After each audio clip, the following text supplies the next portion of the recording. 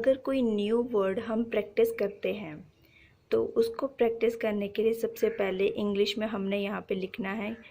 जैसे ये वर्ड है अरब, देन हमने उसको हाफ पेज प्रैक्टिस करना है, than half page next word को दे देना है।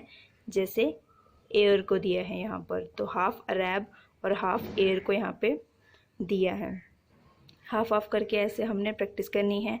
एक लाइन में दिख रहा होगा कि कम से कम 8 to 10 स्ट्रोक्स आनी चाहिए।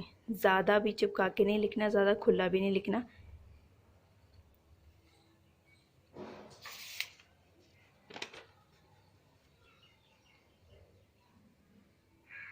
यहाँ पे क्लियरली दिख रहा है कि हमें प्रैक्टिस कैसे करनी है, कितना बीच में स्पेस देना है और किस तरीके से कॉपी को डिवाइड करके हमें प्रैक्टिस करनी है अपने वर्ड्स की।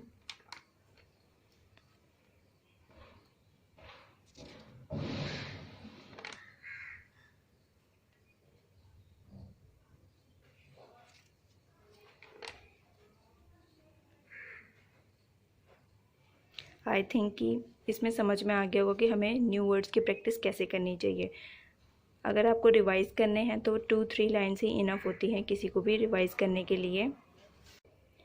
जैसे कि यहाँ इस पेज पे दिख रहा होगा कि 2-3 लाइन्स ही ली गई हैं, क्योंकि रिवीजन करनी थी, इसीलिए इन वर्ड्स के यहाँ पे लिख दिया है।